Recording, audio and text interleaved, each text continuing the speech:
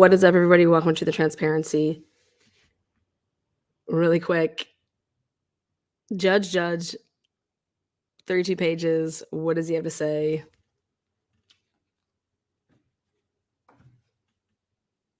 Well, his introduction is, as part of the law enforcement's investigation into the homicides, the FBI employed the use of IgG. Again, what is up, guys? Welcome to the transparency. Wanted to talk about it. The FBI employed the use of investigative genealogy. I can't get around that word. How about you guys? Employed.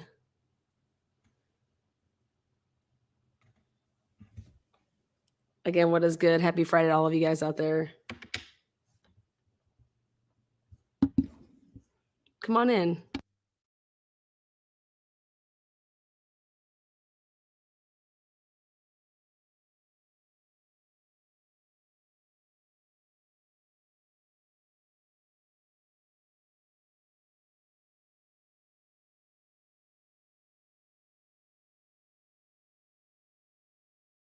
What do you guys think employed means? Employed. Anyways, again, what is good in the hood? Next, nothing about law enforcement's use of IgG was used to obtain the arrest warrant for Kohlberger or to obtain the search warrant for his DNA. Well, again, this is Judge. This is, there you go. The state has now filed a motion to prevent the disclosure of the IgG information. Okay. The defense opposes the motion filed, and they filed the motion to compel requesting discovery of everything pertaining to IgG investigation, including the family tree built by the FBI. Now they're saying including the family tree built by the FBI. So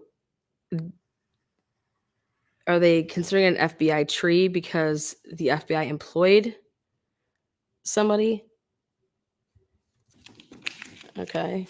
So again, as part of law enforcement's investigation into the homicides, the FBI employed the use.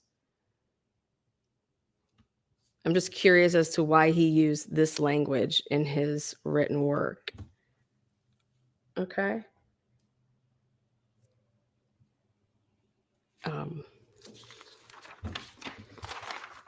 Next up.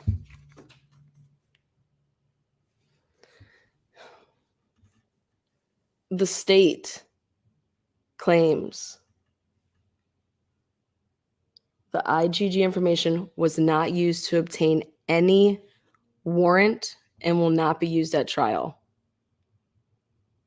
Now, I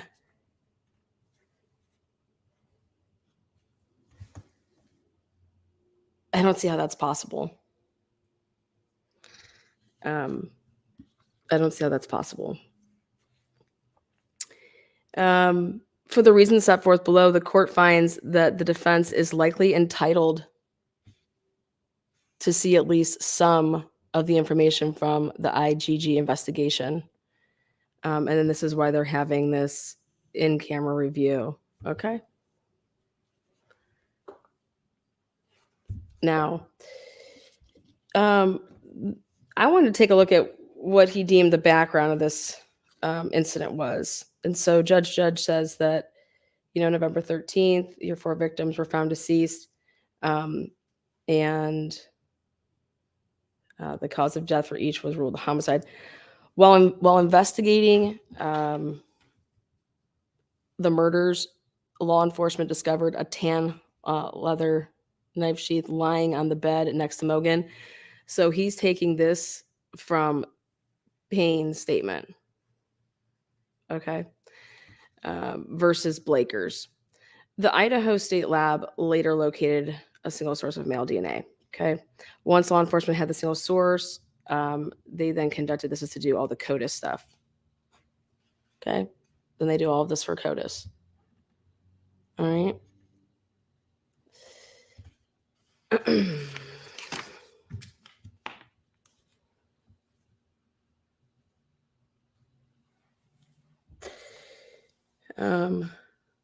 Meanwhile, as they're doing all of that, law enforcement continued to investigate the homicides. They conducted a video canvass in the area of the King Road residence. This is coming from the probable cause statement of Brett Payne. The video canvas revealed a white sedan that piqued the interest of investigators. The video footage was provided to a forensic examiner with the FBI. Well, according to the defense, that's not what was given. When they say the video footage, well, yeah, like Ridge Road. Okay, so it's just interesting. On November 29th, again, this is just what he wants to pick from and to do his little narration. So it's just interesting. So then on November 29th, he says, after reviewing video footage and asking law enforcement agencies to be on the lookout for the white Hyundai Elantra, a 2015 registered to the defendant was located. The state's case alleges that with this information, law enforcement determined that Kohlberger's physical description matched that given to investigators by a surviving roommate of the victims, and that Kohlberger's cell phone travel was consistent with that of the white Elantra in the early morning hours of November 13th. Oh boy. Oh boy. So, the bush, like this is what he's taken from it. The eyebrows. Okay.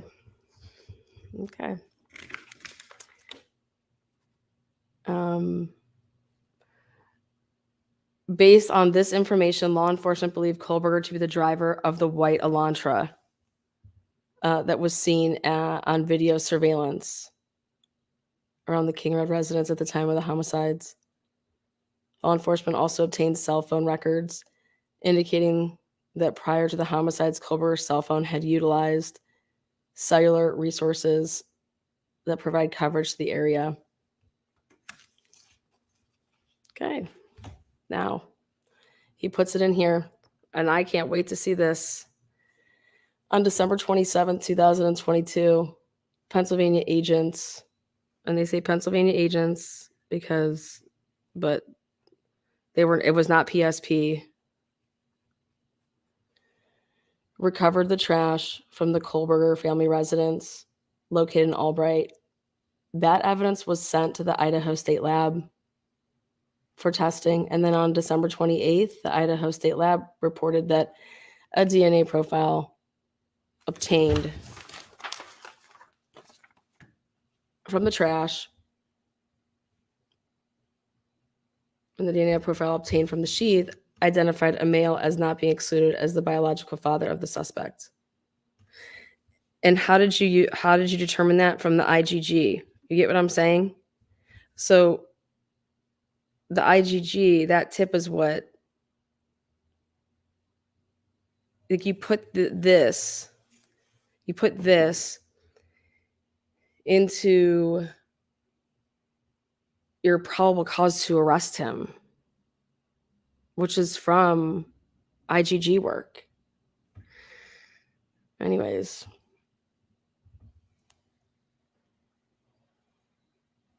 What you would do to check your work, wouldn't you go and get the DNA of Brian to match it to your sheath?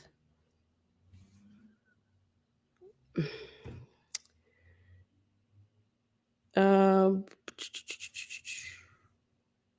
January 5th, after he was arrested, is when the comparison was done for his DNA, and that's where this stat came from.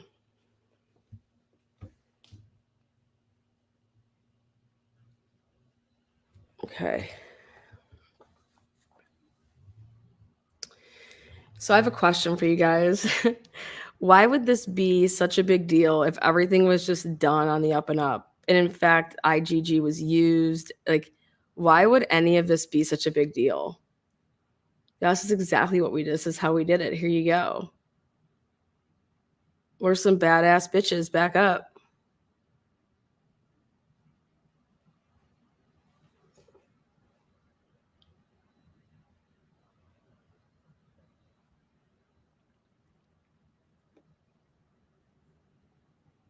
Mm.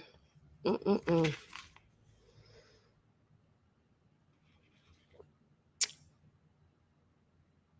Now, we already know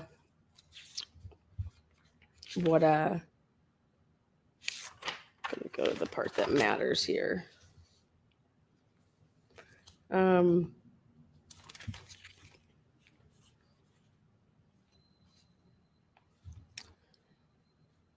motion for the protective order 4 through 5 here. Notably, nothing about the SNP profile, the use of IgG, or a family tree was used by law enforcement in obtaining the arrest warrant for Brian Kohlberger.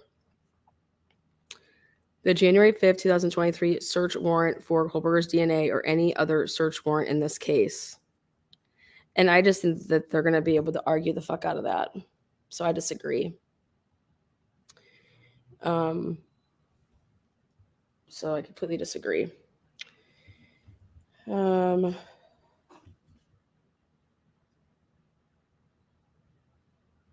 Okay. The IgG process pointed law enforcement toward defendant, but it did not provide law enforcement with substantiated evidence of guilt. The FBI did not, for example, conduct a direct comparison between the SNP profile from the K-bar knife sheath and defendant's SNP profile. That type of direct comparison required the more traditional STR DNA analysis, which was conducted by the Idaho State Police, not the FBI.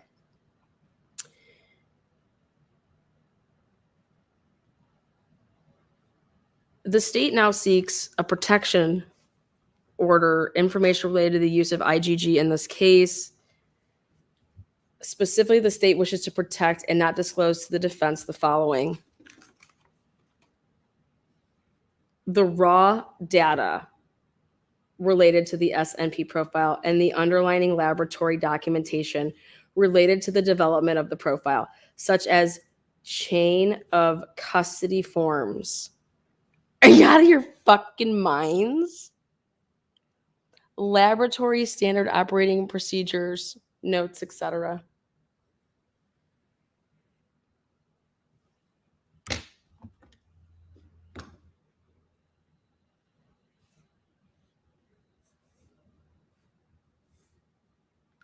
All information related to IgG efforts in creating a family tree and identifying defendants' potential relatives, including the identities of genetic genealogy services.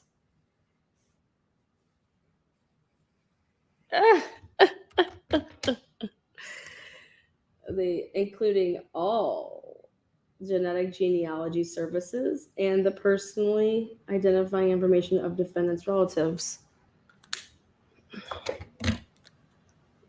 You mean to tell me none of these genealogists want the spotlight on this case? Why would that be?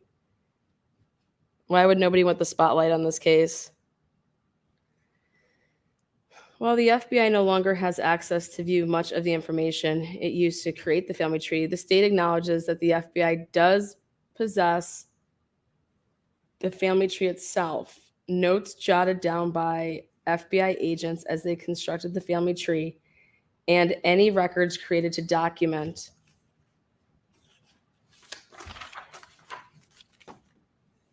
the removal.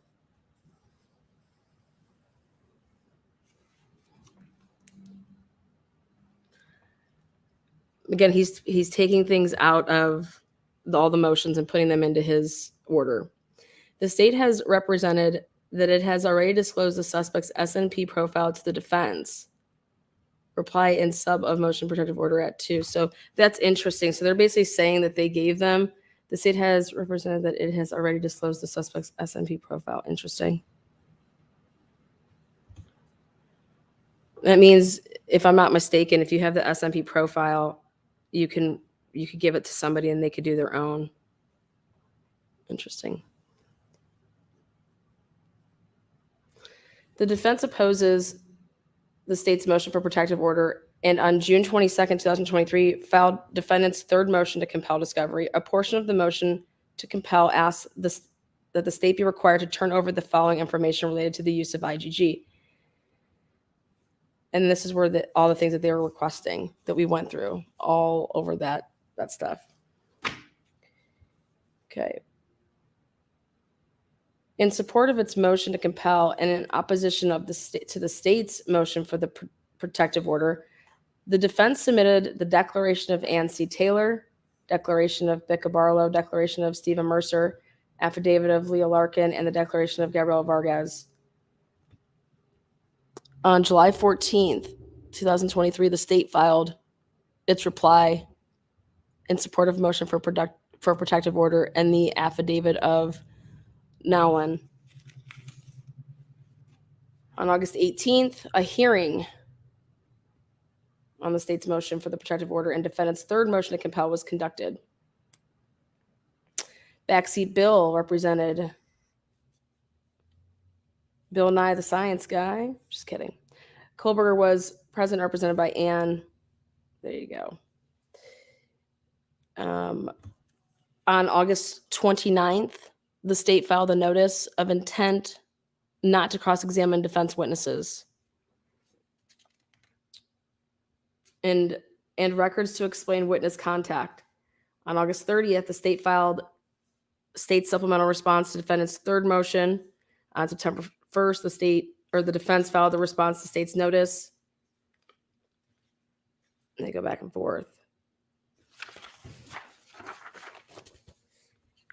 Now, this section is about like case law on the issue of disclosure of information gathered from IgG investigation is an issue of first impression in Idaho. The state claims that the IgG information will not be used at trial and was not used to obtain any search warrants. While there is no precedent in Idaho, what limited cases are available from other jurisdictions are worth discussing. So this is important, that there's nothing in Idaho, okay? And then he's going to go on to talk about, Michael Green, that case, the state versus Bortree, then state versus Burns, and here it is, the state versus Hartman.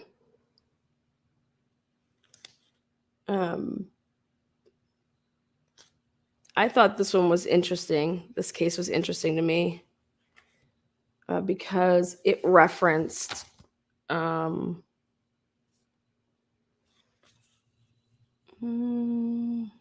let's see.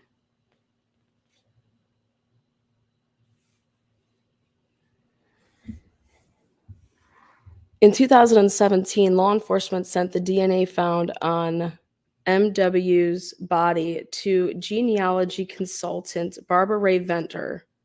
This is the Golden State Killer.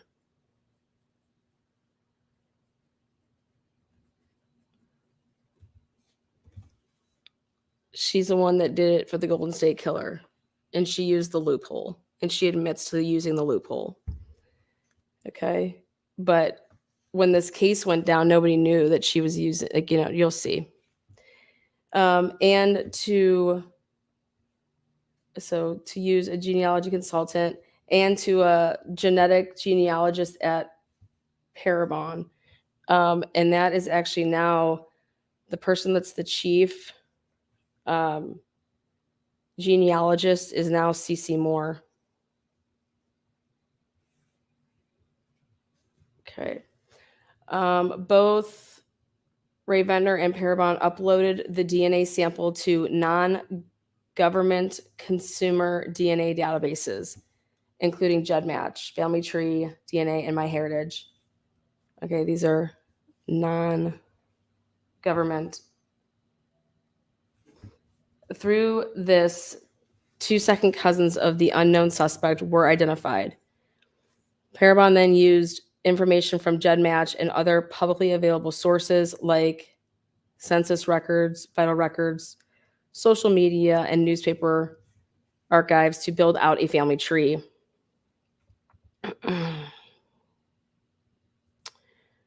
Aw, thanks there, Mod Squad. Parabon also contacted at least one family member to get additional information about the family tree.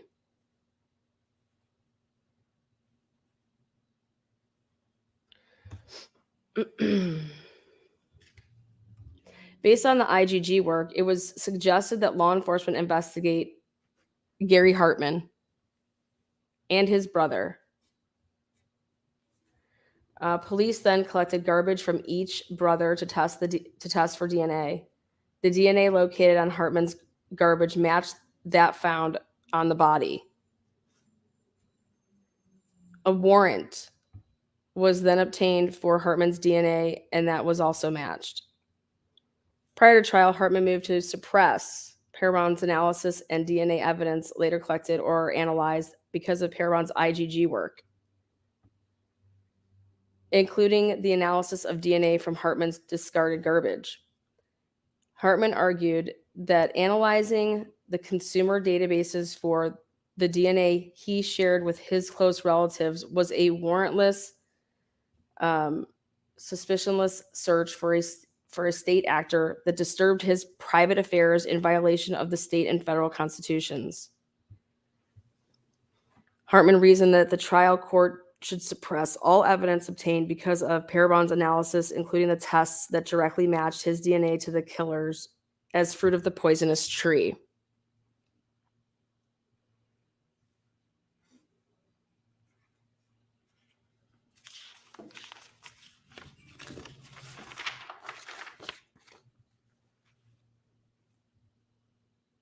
The trial court found that Hartman did not have standing to challenge the analysis of the relative's DNA profile, which his relatives volunteered to have analyzed and posted on an open source, unrestricted website. The court concluded that Hartman did not have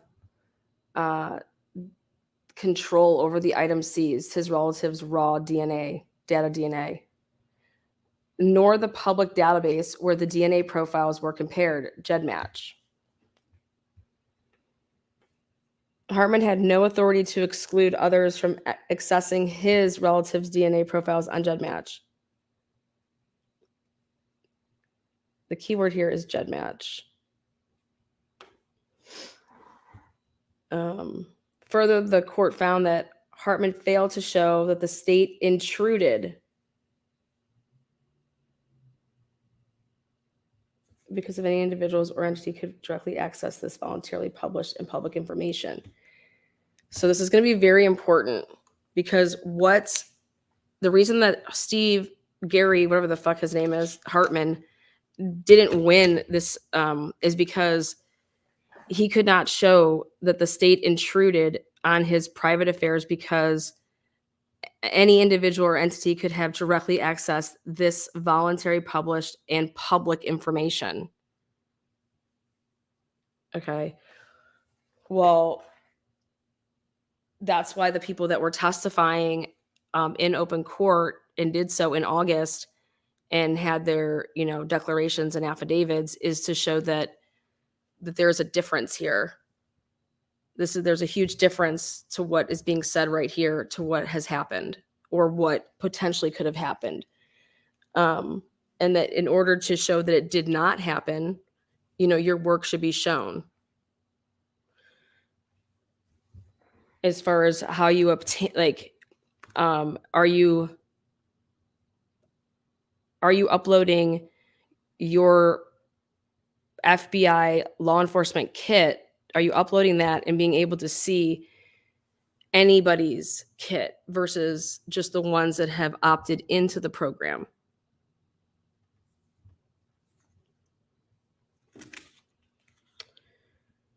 All right. Thus, Hartman had no standing to challenge the comparison with his relatives.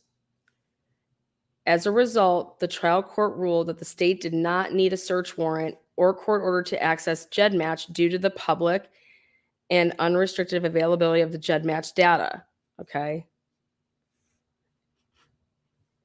And this is talking about GEDmatch. GEDmatch is different than if you're comparing stuff from other sites where where I should say like your DNA is protected from law enforcement being able to view it.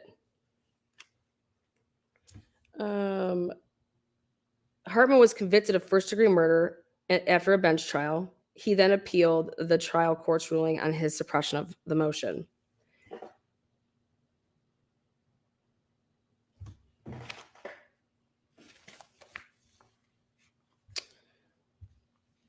Now, notably, Hartman did not assert a Fourth Amendment violation. This is important because Brian is. Notably, Hartman did not assert a Fourth Amendment violation, only a violation of Washington State's Constitution, which provides greater protections than the Fourth Amendment. On appeal, Hartman asserted that he had a reasonable expectation of privacy in the segments of his DNA that he had in common with relatives, that those relatives voluntarily uploaded a GEDmatch. The Court of Appeals stated that without the GEDmatch analysis, there would not have been a later warrant for Hartman's DNA. This is, the Court of Appeals said that. Just as there was not for the preceding 3 decades. It is undisputed that Hartman never supplied a DNA sample voluntarily to any source. Thus, if the trial court had concluded that the GEDmatch investigation was unconstitutional, it would have inevitably suppressed the other DNA evidence as the fruit of the poisonous tree. In sum, if Hartman is successful in his challenge to the GEDmatch comparison, the later DNA comparisons of Hartman's DNA to the crime scene DNA would be excluded because they would have been occurred absent the alleged constitutional violation.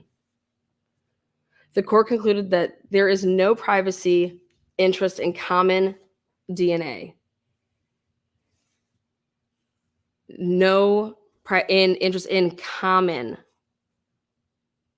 DNA that a relative has voluntarily uploaded to a public database.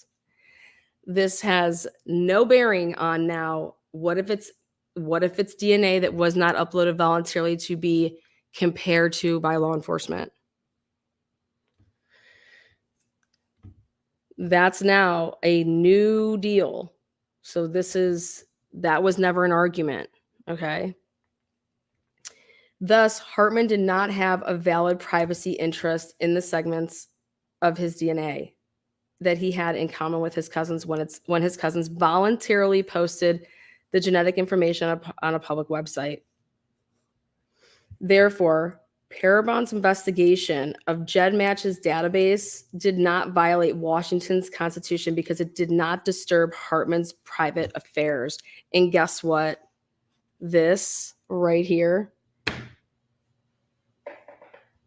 is about to be a spin now, because what Brian Kohlberger's case is going to show is that whoever was the lab that was used, and what they did is that either you used IgG, number one, or you didn't, and you're just hiding behind the fact that you did.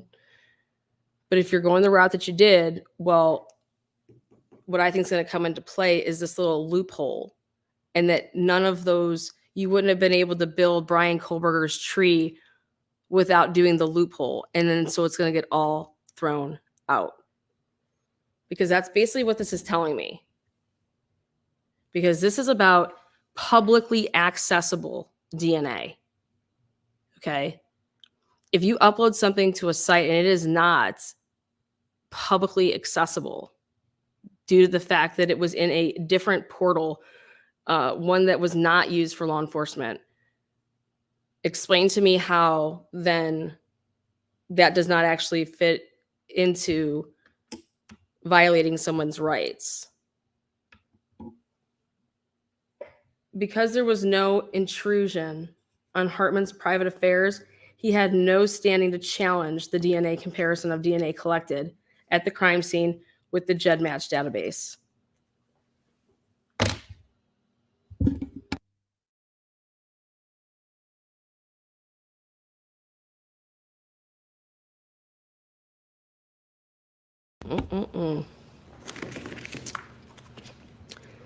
While the case does not include specific information about what information was contained in the search warrant for Hartman's DNA or what evidence the state intended to use at trial, it is clear that Hartman was provided discovery on the genetic genealogy investigation and prepared a suppression motion as a result of the information.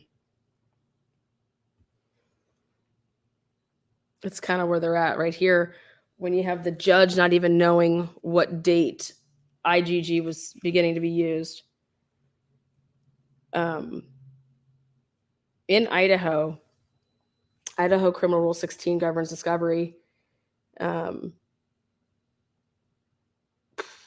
Your trial court, the discretion in determining whether or not to grant a motion to compel, while due process requires all material exculpatory evidence known to the state or is in possession be disclosed to the defendant, there is no constitutional requirement that the prosecutor make a complete and detailed accounting to defense of all police work on a case. So like he's citing different case law.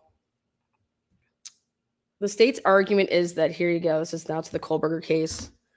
The state's argument is that the IgG information is not discoverable under Idaho Rule Criminal 16, and that number 2, if the information is discoverable, good cause exists for the court to issue protective order denying discovery of the IgG. Okay. And then that was the state's response to the defendant's motion to compel. If the courts find that the IgG information is relevant to guilt or punishment, the state is simply asking for an opportunity to provide additional information to the court in camera so that the court can decide whether the information the state seeks to protect contains exculpatory information.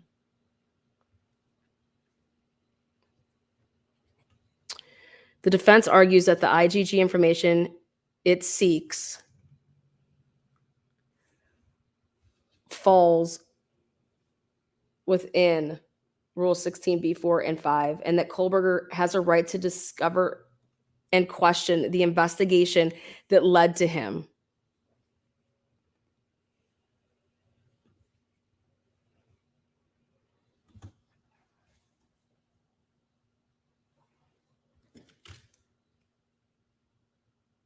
Rule 16b4, material to the preparation of the defense.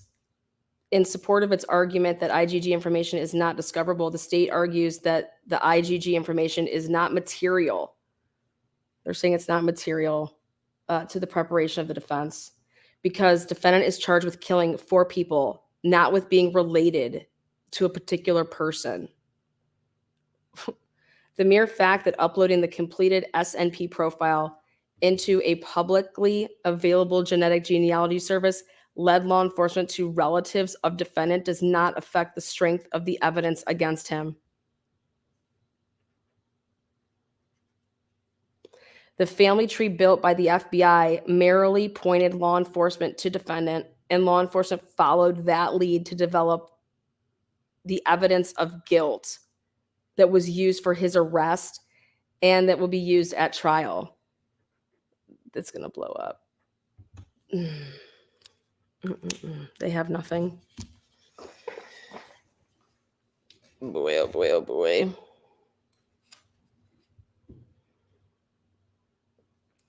Reply. The state contends that the only relevant DNA evidence is the DNA found on the knife sheath and the DNA taken directly from Kohlberger because those DNA profiles can be directly compared and accordingly in the state match, and they matched. The defense argues that IgG information sought is material to the preparation of the defense because the defense must have an opportunity to challenge how the IgG profile was created and how many other people the FBI chose to ignore during their investigation.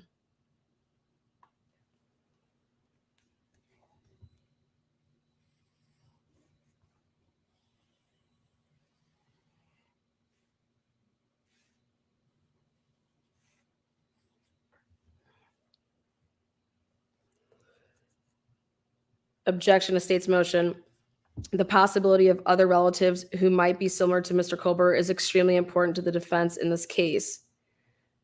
The processes used in this method of identification may be extremely important to Mr. Colbert's defense. The timing and steps utilized are extremely important to Mr. Colbert's case, investigation, and defense. The timing. See, somebody other than Lana Oriani gets it on what a timeline means, and that's Miss Ann Taylor. Okay. A timeline is everything. Timing is everything. How you think that somebody pulled this off and did all these things? Okay. Yeah, where's your timeline? That's what you get when you see reports and they're dated and they're filled out and you're putting together a timeline of how they went about investigating this case and how they got to their, their here it is, this is our guy. It's no different than when you're looking at a cold case or a case of somebody that was wrongfully convicted. And when I looked at, someone like just recently, Joe Cannon, and you see all the stuff in the paperwork, in these reports, and you have missing time during the collection of evidence that an officer that's collecting the evidence at a crime scene just up and leaves and goes and interviews somebody and they were unaccounted for 2 hours. Like, what were they doing? Oh, that was at the same time as plexiglass was being looked at. And oh my God, now we have prints on a plexiglass.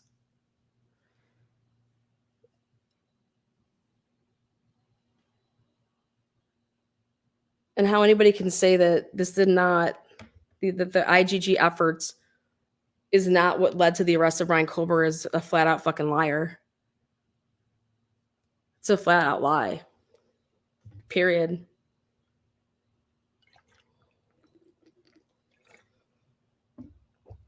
But this is how we're getting a good look at what Mr. Judge looks at things and how he's looking at stuff. And what he put 32 pages together, and there's been how many pages submitted by the defense and the prosecution. And this is what he lumped it all up into. So, but the timing and steps utilized are extremely important to Mr. Colbert's case, investigation, defense. Additionally, the defense team has discussed the use of statistics in this type of case with experts who have informed the defense counsel that the manner of identifying Mr. Colbert via this type of search may have significant impacts on the statistical analysis of the CODIS profile generated by the Idaho State Police Lab. Without access to the actual genetic genealogy search methods and its results, it is impossible for qualified experts to address these issues. Like, we're going to have experts there to testify, okay? And in order for them to testify against these other aspects, you're going to have genealogists going at each other, if you want my personal opinion. And, if it's ruled that it's thrown out, it's thrown out. But it's kind of like, it's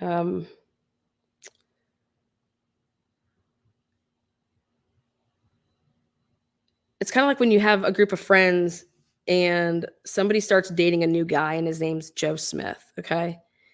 And you're in college and you're like, hey, who's this Joe Smith guy? He doesn't even go to our school. Do you know anything about him?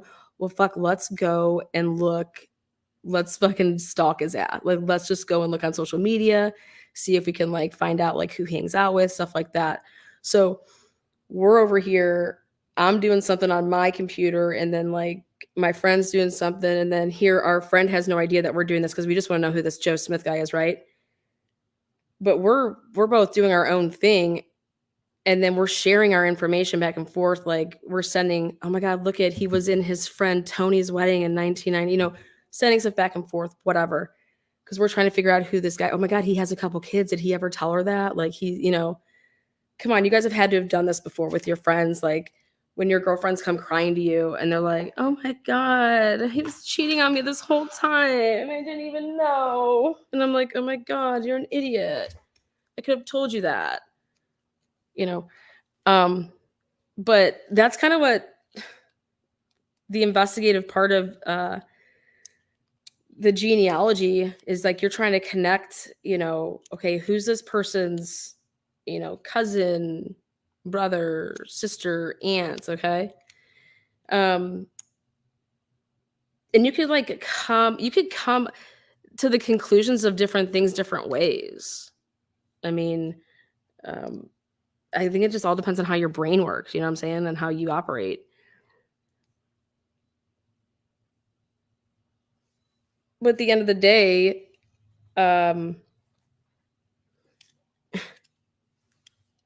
if you're taking a bunch of screenshots like me and my friend did to send them back and forth, we would have that's like our work material.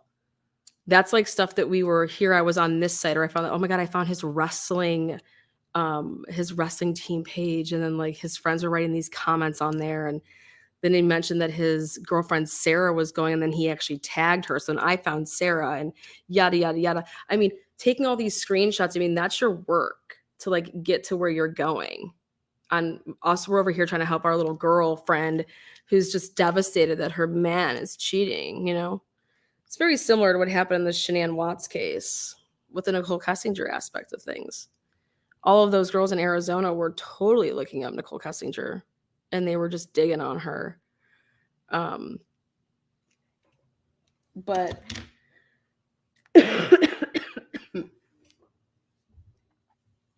yeah. So my question though is why is this such a big damn deal?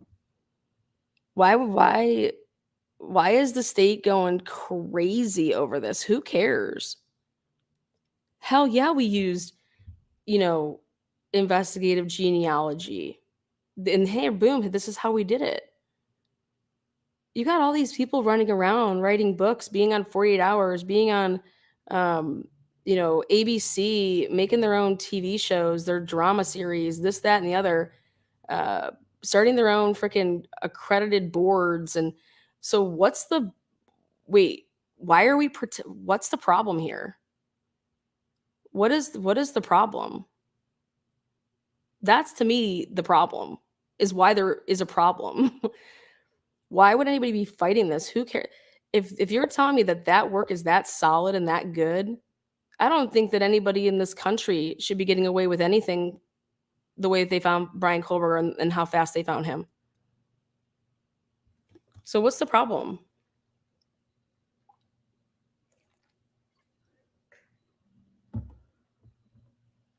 Why isn't somebody standing up, like screaming from the rooftops, I did this and this is how I did it and I'm proud of my work and I got a killer off the streets, probably somebody that was going to become a serial killer, right? But in this case, it's the complete opposite. In this case, it's like, oh, hell no, man. We got to, we can't say how we did this. We can't say how we did this. But why? What's wrong? Oh, I get it. I get it. I get it. You really didn't do it the way you said you did it. No, we used that loophole. Or no, we didn't even freaking use IgG. We set this motherfucker up. We're just pretending that we did it through this. You know what I'm saying? Like you just, there should be no issues about this. You should not have to argue for months on end about this. But you do if there's something that's fucked up. That's the only time that you're arguing something like this. Give them the work. Take one out of the bag of Jennifer Coffindaffer. She says, I don't understand why they're just not turning it over. Well, are you getting it yet, Jennifer? Are you getting it yet? Why they're not turning it over?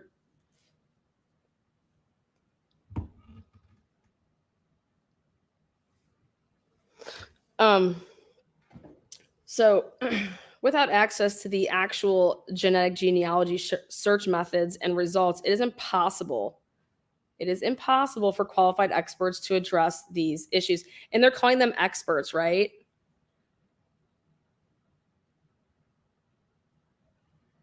I want to know where CC Moore graduated from. I want to know what degree CC Moore is rocking right now.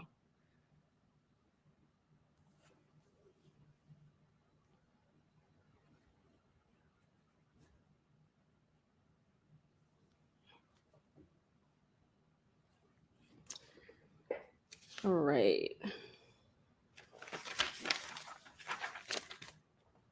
Okay. Again, this is how Judge is looking at things.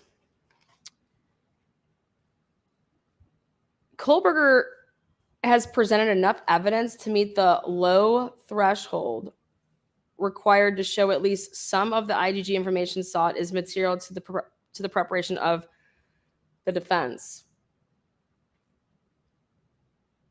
First, the defense presented the declaration of Bicca Barlow, as well as testimony from Barlow at the August 18, 2023 hearing.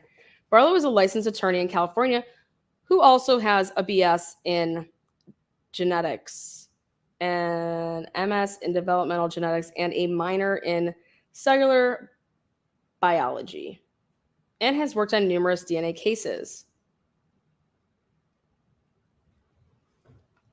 Barlow said it is imperative to the defense in this case to know how Mr. Kohlberger was identified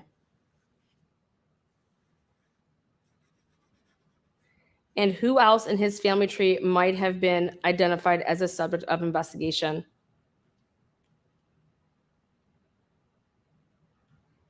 It is unknown to the defense in this case whether every lead or possible suspect was further investigated and ruled out by genetic testing. It is not possible for any defendant to investigate family relatives who are unknown to him and may in fact have been in the area of the crime. Essentially, the defense would like to know whose DNA matched the suspect's SNP data profile uploaded to the genetic genealogy services, and who else was then identified on the family tree.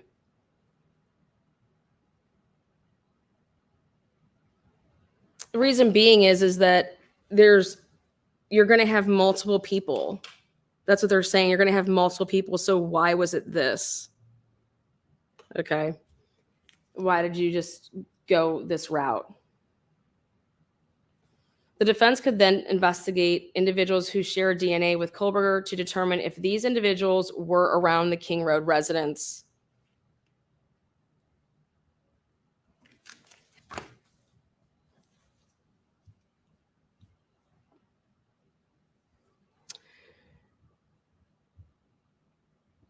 The defense seeks this information to determine whether Kohlberger was or is the sole suspect.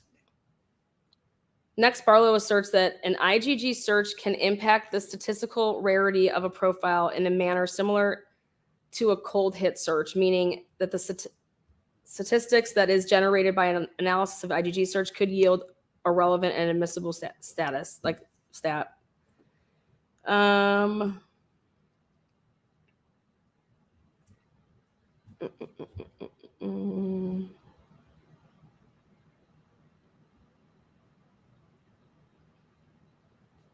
Additionally, like in Hartman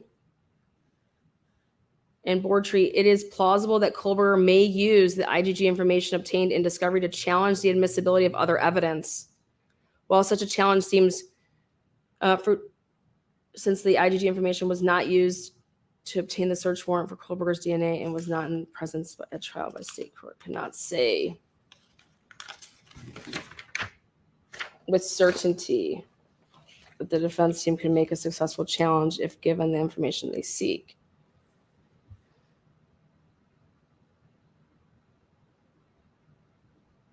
At least some of the IgG information the defense requests bear some abstract logical relationships to the issue in the case. And based on the defense experts and the limited case law on the use of IgG, there is some indication that the pretrial disclosures of the disputed evidence would enable the defendant significantly to alter the quantum of the proof in his favor. The court cannot say that the material sought will not play an important role in uncovering admissible evidence aiding witness preparation. For these reasons, Kohlberger has met the low threshold required to show at least some of the IgG information. Low threshold. He wants to put that in quotes. Interesting.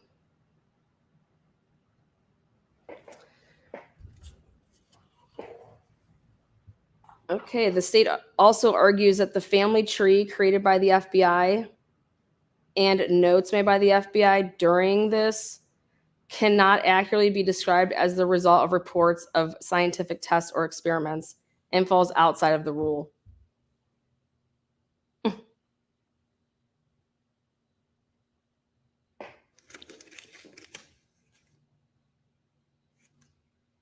Motion for protective order, so that does not require the state to disclose. So they're comparing of why this should or shouldn't be allowed. They say it right here.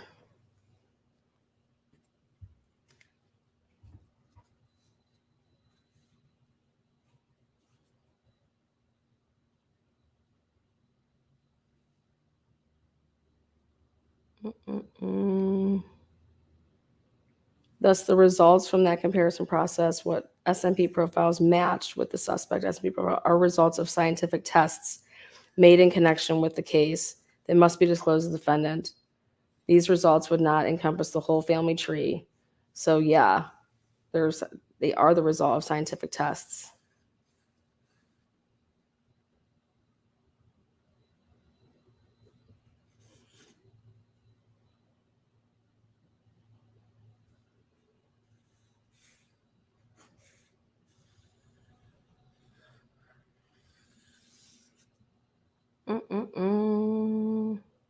But these results would include the list of the SMP profile generated.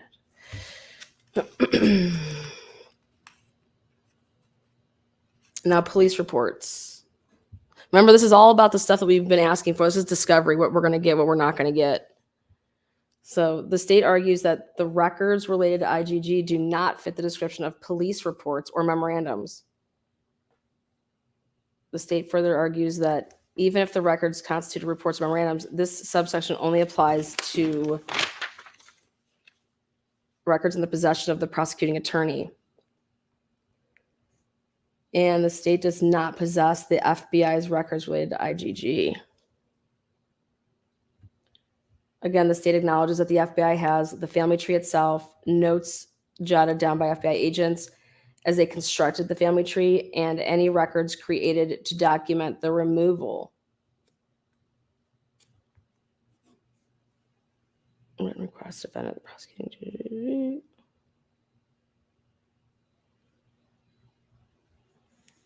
Black law report as a formal oral or written presentation of facts. Recommend report bylaws.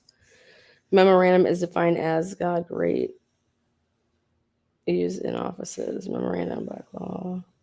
Given the broad definitions of report and memorandum, the family tree and notes taken by FBI agents during their investigation arguably qualify as reports and memorandums made by a police officer or investigator. The same would be true of any reports, memorandums made by the private laboratory that developed the SMP profile for the DNA. Boom. Boom.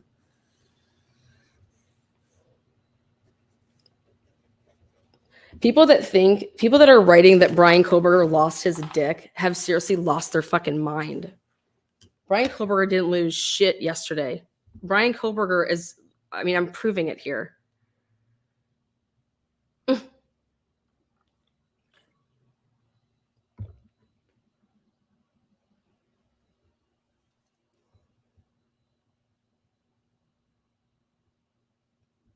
Jeez, wow. Absolutely. Yes, 100%. His DNA would be all over anything that he used at WSU.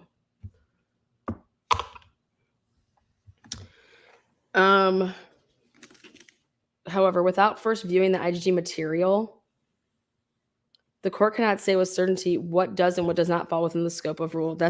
People are saying why they need to have this in-camera review. They're going to go and show that they have to bring everything. They're bringing it all.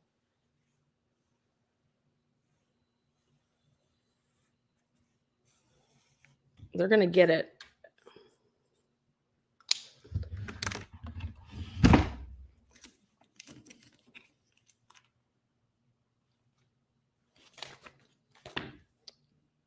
Possession, custody, or control of prosecuting attorney. As noted above, so we have, they're going to get the police reports, scientific testing. They're considering it scientific testing. They're considering that police reports. What was the other one they wanted? Yep, they're going to do that. I don't see a loss yet. As noted above, this is possession, custody, or control of the prosecuting attorney. As noted above, the state argued in its reply that information in possession of the FBI is not within the possession of the prosecuting attorney. In a footnote in its motion of protective order, the state made the same argument, even if the note's jotted down by blah, blah, blah. Here's your rule. Required discovery material that are in the possession, custody, control of the prosecuting attorney. Similarly, Rule 16 but it only requires disclosure of reports memorandums within the possession of the prosecuting attorney. Rule 65 further requires disclosure of material if the existence of which is known or is available to the prosecuting attorney by the exercise of due diligence. Are you doing your fucking job to obtain it? So, in interpreting in the possession, custody, or control of the prosecuting attorney, the Idaho Supreme Court recently held that if a law enforcement agency is involved in the prosecution of a defendant, then that agency's records, which are material to the defendant's guilt or innocence, are effectively within the possession, custody. Yeah, biatch. Boom. FBI, turn it over. Boom. Right there. Yep. So Billy Boy is like, I don't have anything in my office. I wasn't given anything. Wah, wah, wah. No. The Idaho Supreme Court right here says if a law enforcement agency is involved in the prosecution of a defendant, that the agency's records, which are material to the defendant's guilt or innocence, are effectively within the possession, custody, or control of the prosecutor. Period. While the prosecutor is not required to comb the files of every agency, the prosecutor's possession, custody, control of the evidence may be presumed if the agency participates in the investigation of the defendant, which they did, or the investigating police agency holding relevant and material evidence acts as an arm of the prosecution. Boom.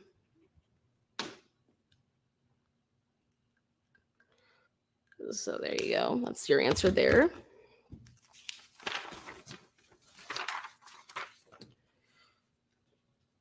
Here, the FBI was working in conjunction with the Moscow Police Department and the Idaho State Police to investigate the homicides, as you said, every day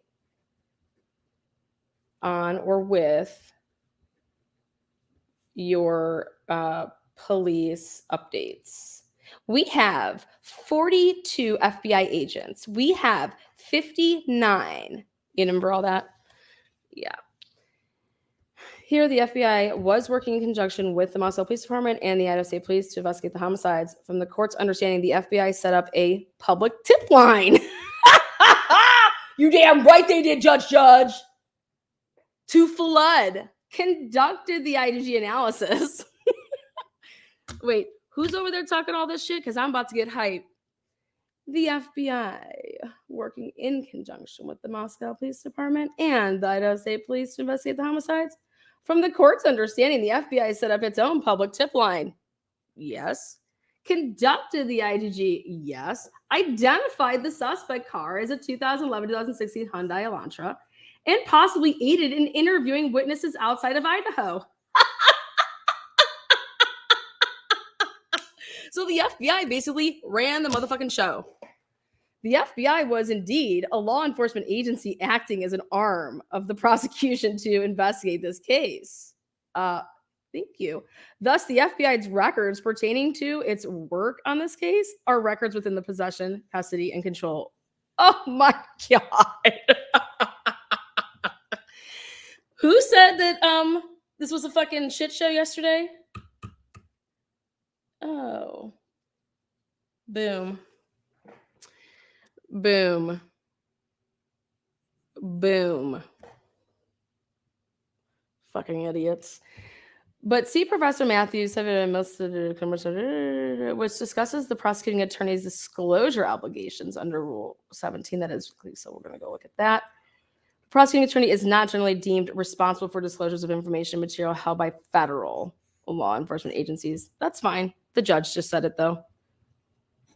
The judge handled it. Come on over. Boom.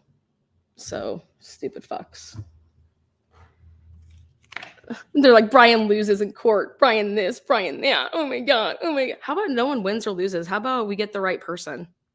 Wins and loses. Like, what are people talking about?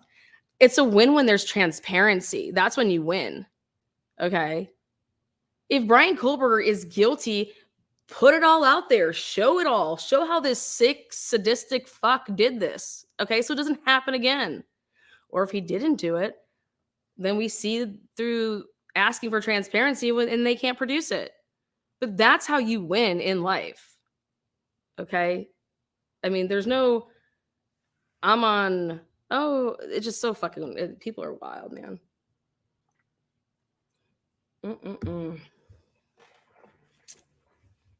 So the FBI answering to daddy now. Daddy, judge. Oh, for fuck's sake. Now, disclosure by order of the court. Rule 16 also contained a broad provision allowing the disclosure of material by the court order. Okay.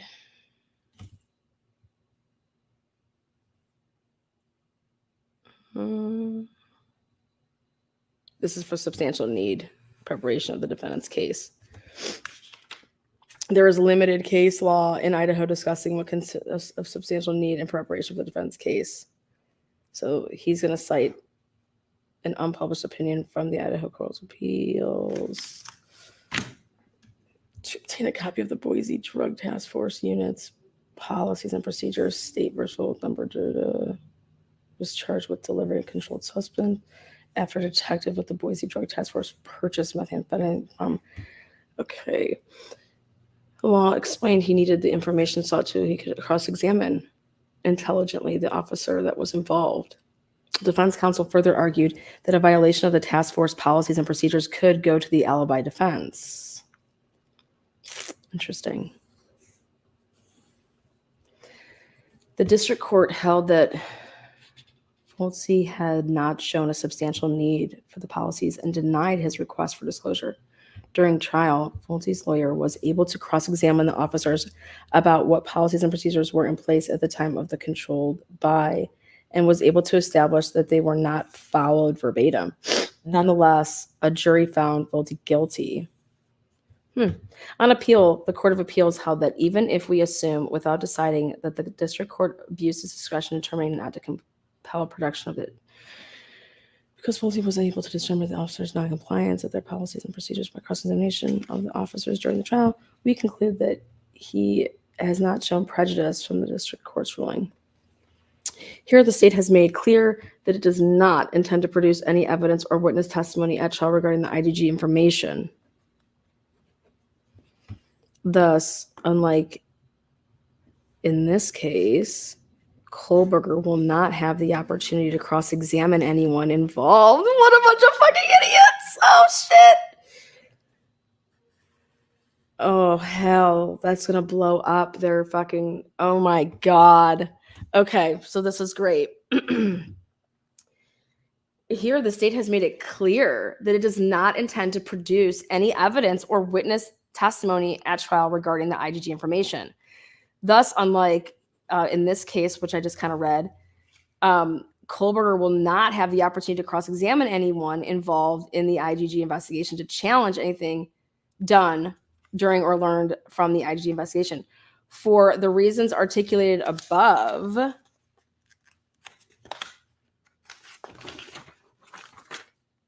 discussing Rule 16.4b, Kohlberger has established their own words just fucking blew up their spot. Shut the fuck up. OMG. So basically, hey, because you guys said that you're not going to bring anybody to the table. Absolutely, then Kohlberger needs this shit. So discussing Kohlberger has established that there is substantial need for at least some of the IgG information sought so that he can potentially challenge various parts of the state's case against him. Oh, hell yeah. So they just blew that up. Basically, if they were to say, well, yeah, we're going to offer some stuff up, we're going to bring these people on, they're going to testify to how they went about, forming their tree and getting this investigative tip and lead together, then he would have went with, no, you can do it all on cross-examination. But because Billy Badass said, wait a second, we're not even using that stuff. We're not even going to use that stuff. Stop. We're not even using that.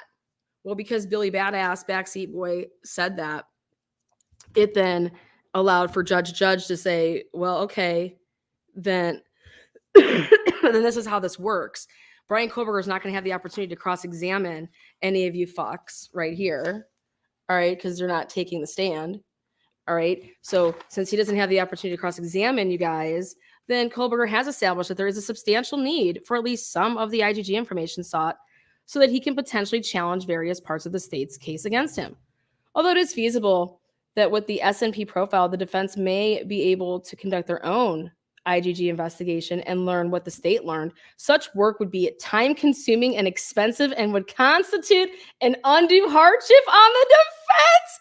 Holy shit, but he said the words would be such work time-consuming. Exactly. How are you able to do that? Oh, God, I love it. Any and everybody that is talking that this was a complete shit show yesterday and that it was all one-sided, I mean, I'm sorry, but you guys need to read. Please read, or please let me read to you. Like, let me just read to you, okay? Let me just show it to y'all. But yesterday was anything and everything other than a defense huge loss, okay? If you really thought that the defense was thinking that they were going to win on the grand jury stuff, okay, they're just doing their job. This is what we're talking about.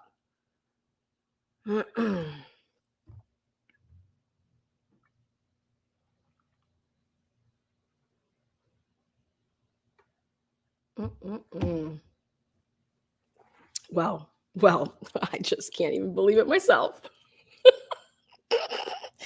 Although it is feasible with the S&P profile that the defense may be able to do, conduct their own IgG investigation. Well, I think maybe we should do that and learn what the state learned. Such work would be time-consuming.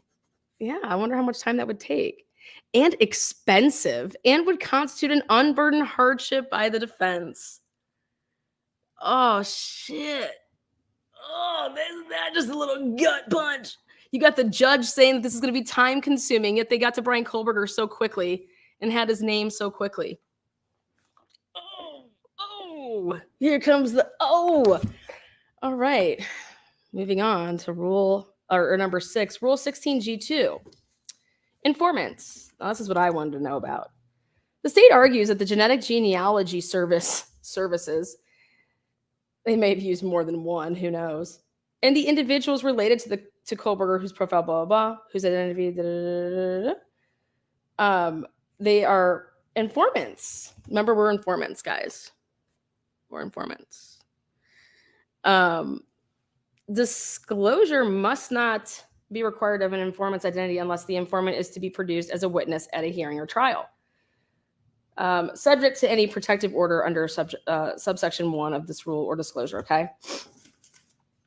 It is well stated or settled that an informant's identity need not always be disclosed in a criminal trial, nor in a preliminary proceeding to determine probable cause for an arrest or a search. The non-disclosure policy exists to preserve anonymity and to encourage citizens to communicate their knowledge of crime to law enforcement officials. However, the extent of informer privilege is not absolute and must give way where the disclosure of an informant's identity or of the contents of communication is relevant and helpful to the defense of the accused, or is essentially to a fair determination of cause. The decision to require disclosure of the confidential informant's identity is left to the discretion of the trial court, period. To determine the extent of the informer privilege, the trial court must conduct an in-camera examination of the evidence pursuant, 509c3 provisions in the state criminal trial. So this is your in-camera. That an informer may be able to give testimony relevant to the in-camera hearing provides the trial court with an opportunity to determine the nature and extent of the benefit to the defendant from disclosure of a confidential informant's identity. It is desirable and proper to hold such a hearing before ordering or denying disclosures. So this is just about whether we're about people being told who these people are.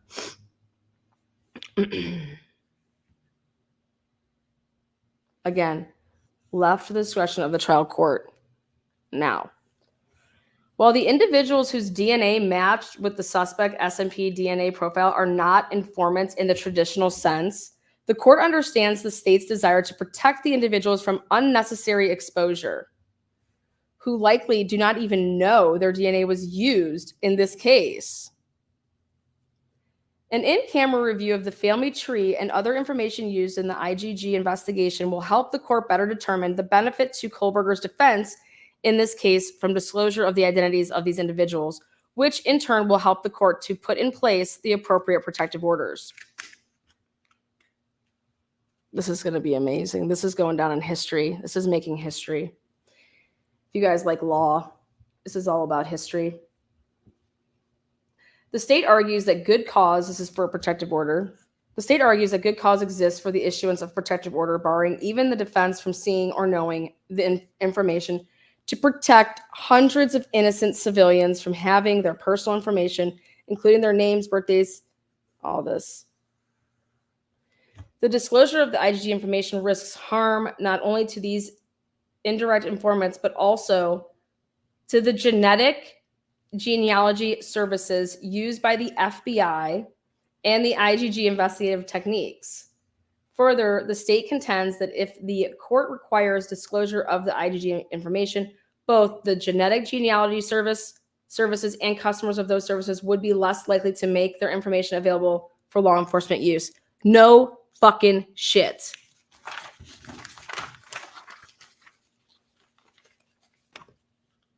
At any time, the court may, for good cause, deny, restrict, or defer discovery or inspection or grant another appropriate relief. The court may permit a party to show good cause by a written statement that the court will inspect ex parte.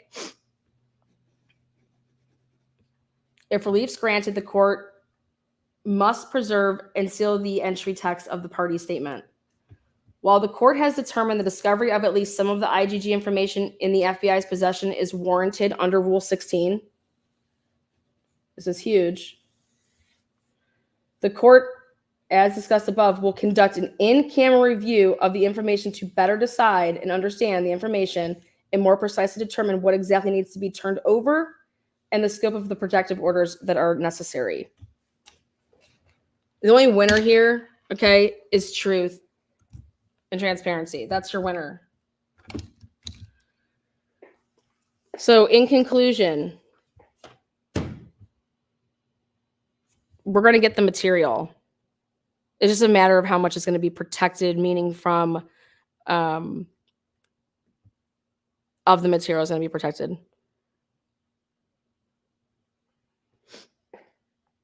For the reasons articulated above, which means everything that we just went over, showing that at least some of the sought-after evidence, one, is material to the preparation of the defense, encompasses results or reports, goes through everything. However, the court understands the state's concerns with the identities of unknown relatives may be public. They're just going to not make that public. The state's argument that the IgG investigation is irrelevant and will not be obtaining, then that's why they're saying that, well, we're going to do an in-camera review. And when we do that, but right here, the court will conduct an in-camera review of all the IgG information in the possession, custody, or control of the state, including the FBI. to determine precisely what needs to be disclosed and what does not need to be disclosed and issue any protective orders necessary.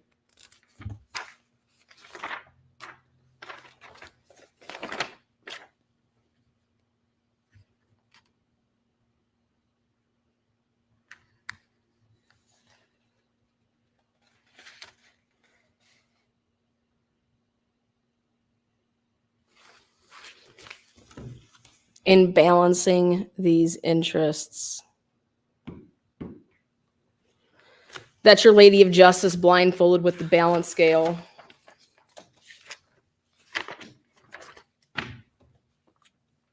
There you go. In camera means behind. That means everybody is there in the with the judge.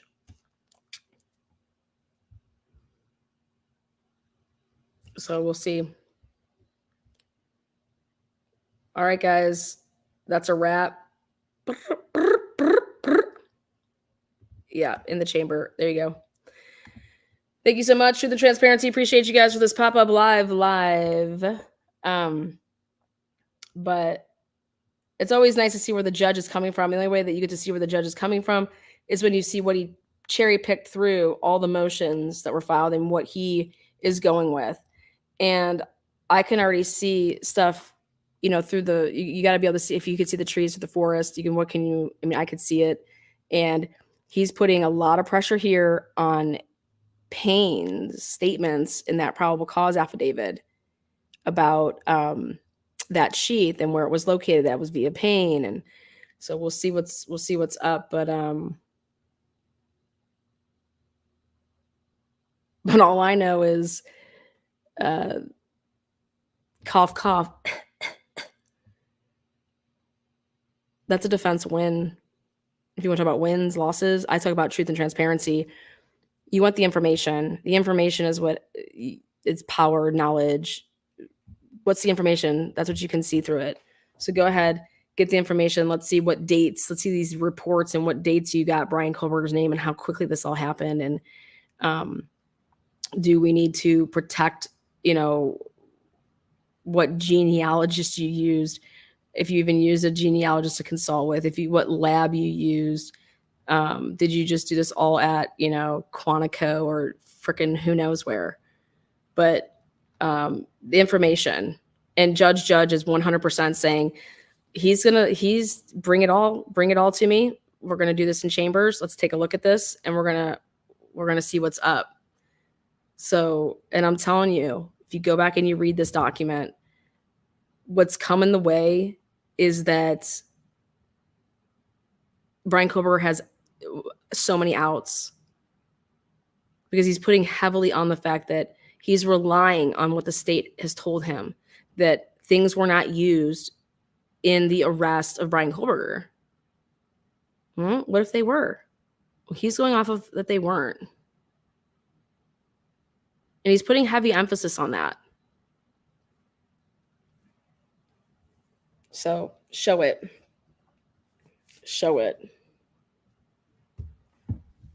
And the Hartman case changes with the Kohlberger case because we were talking about these aren't publicly accessible. If they did it, the loophole. Period. But I think what we saw in the writing here is pretty fair. Okay. He wants to make the decision. He's leaving the cameras in. He wants to see what's up, and we'll see what happens. Until next time, guys, stay safe. I just need dates and timestamps, and then I'm good to go. I'll put it all together without the damn discovery.